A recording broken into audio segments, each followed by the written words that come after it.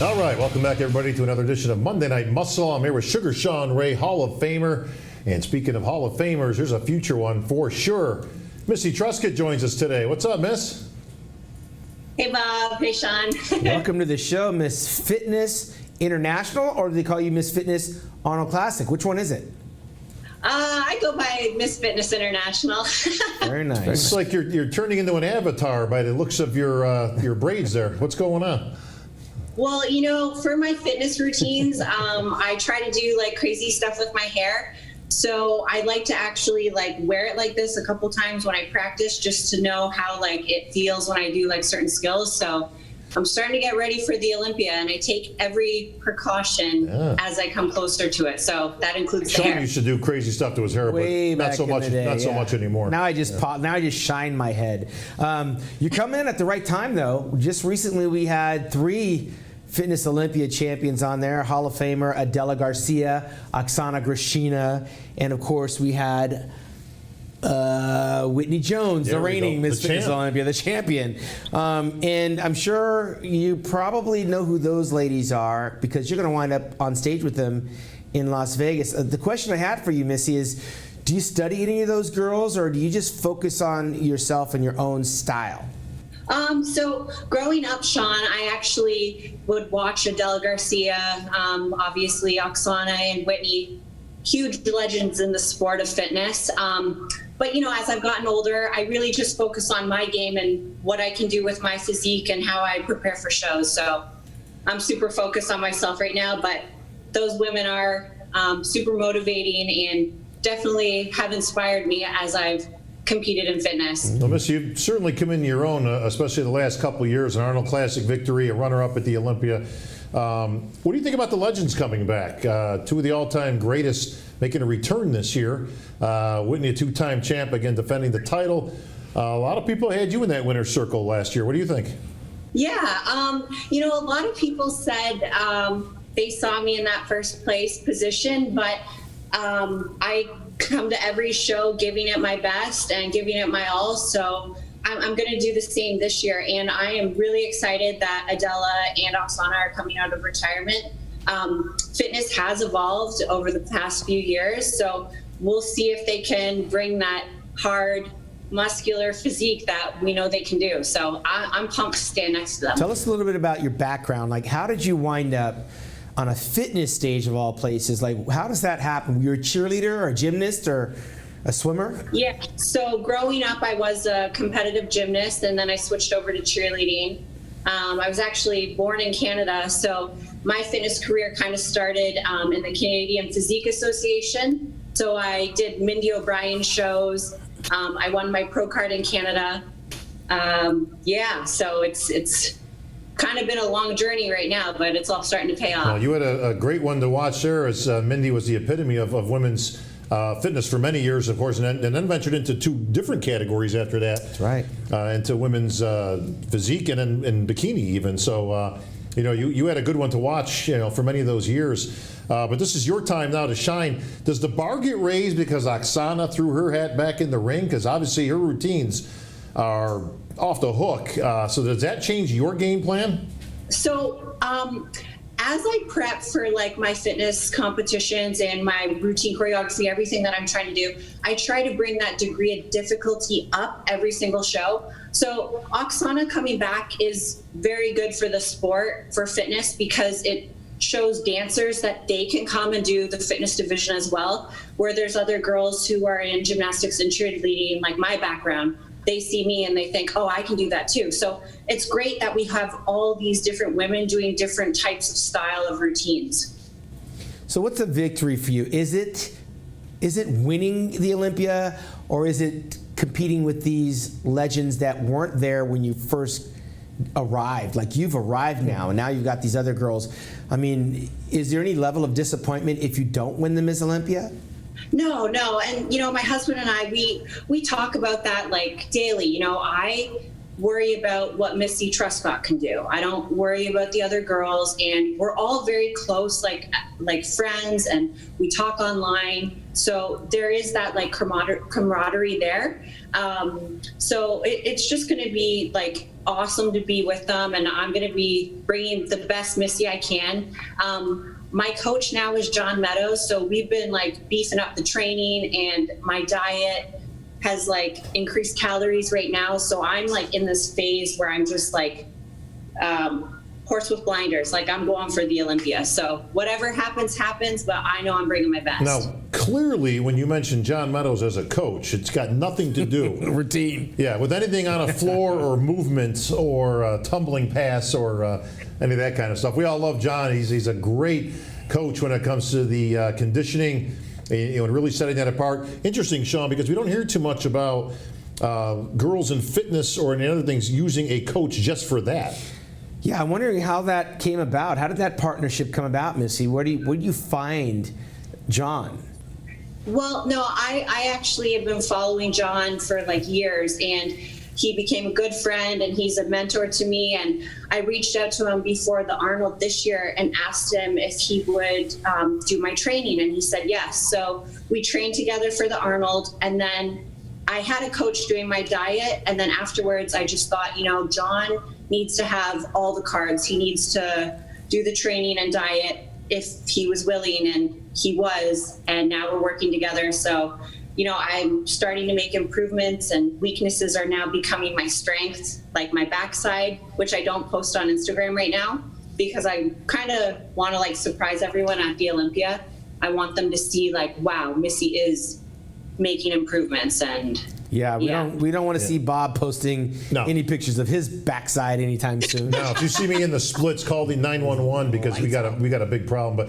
But Missy, I got to ask you this: there's an old saying in bodybuilding, there is no defense in bodybuilding, meaning there's nothing you can do about the other guy. Focus on yourself. However, in fitness, is there some offense involved by way of structuring your routine to attack any necessary or potential weaknesses in the other competitors? Meaning, do you look at a Whitney Jones and go, okay, so she's got a weakness here, she can't do a lot of these moves, so I'm going to incorporate those? Or Oxana does great dance stuff and innovation, but maybe she lacks in some of the strength moves. Is there any offense in what you do?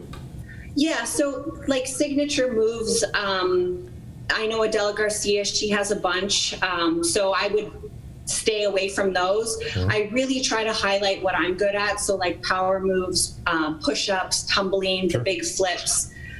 That's my go-to with my skills. So yeah, I try to, any skill that I do, I want to make sure that it's 100%. So I make sure I'm practicing them. Well, Oksana Grishina told us when she came to pursue this Olympia thing, she left her whole country behind. Like, she arrived with nothing in the United States. I was one of the first guys to actually meet her in Las Vegas. I used to date one of her girlfriends, and she didn't speak any English, but she left everything behind, and it looks like it served her well. What did you leave behind in Canada? I know you're in Seattle. You can't be that far from home, but what did you give up to get to where you're at? Yeah, so I mean, last year gave up my job at the hospital. I was a part-time phlebotomist there, so I was drawing people's blood.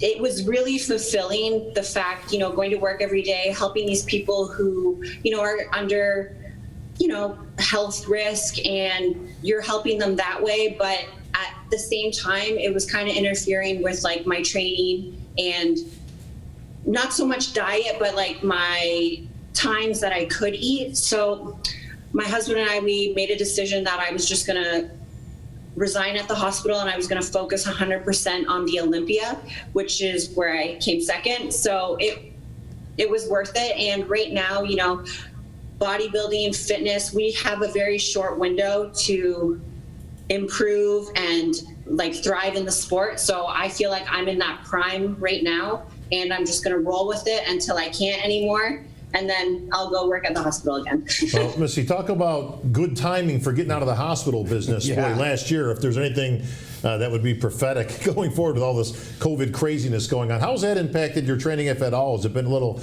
challenging? Clearly, doing what you do is hard enough. You certainly don't have to have a mask on while you're doing it, correct? Yeah. Well, I do have a home gym. My husband and I, we've spent a lot of time getting equipment, building out the basement. So we basically have a facility here that I can train at. The thing that has affected me is the gymnastics part, like the skills on a on like a blue floor. Sure. So right now I've been practicing in my driveway, which you can like see on Instagram. Oh boy. And outside on the grass. Pavement doesn't have a whole lot of give, does it? Right. Well, besides John Meadows, are you working with anyone else? Do you have a choreographer? I have a girlfriend down in Texas. She helps me with some of the more dancey stuff, and she does my music. But other than that, I like to just have everything kind of what I want to portray for the routine, like my theme. So I've been working really hard on music right now. I have an amazing prop being built, and the choreography is underway. So I'm set for December. I'm going to have this routine done by like October and be practicing it. We can't help but notice the accolades behind you. You want to share with us a little bit about what that is that we are looking at behind you? I see a picture of, it looks like you and the Terminator, the governor, Arnold Schwarzenegger. Yeah. Nice. Yeah. So do some show and tell. Sure. So that was this year's Arnold Classic. I won the Miss Fitness International and then the glass trophy on the back, the second place Olympia medal from last year. And then the medals up along the top are the Legion Sports Fest, San Antonio Pro. I won that a few years ago. Tim Gardner's Hawaii show. Missy, can you do me a favor and show Bob the photograph on the bottom left there? He does his jump a little bit different than the way you have yours. Can you show us the framed photograph there where you're doing like the splits? Yeah. No, the one beneath it. The one just beneath it. Yeah, that one. Yeah. Bob's been doing that pose wrong for about a decade and a half now. Can you show him? Just show us how it's done. That's on the wall. You see that, Bob? Yeah. Listen, my body has never been in that position ever in my life for any good reason. Football days, baseball, gladiators. Never been in that spot. Right, and it never will be. It looks like it hurts. But speaking of which, because we've asked this with the other girls that we've interviewed.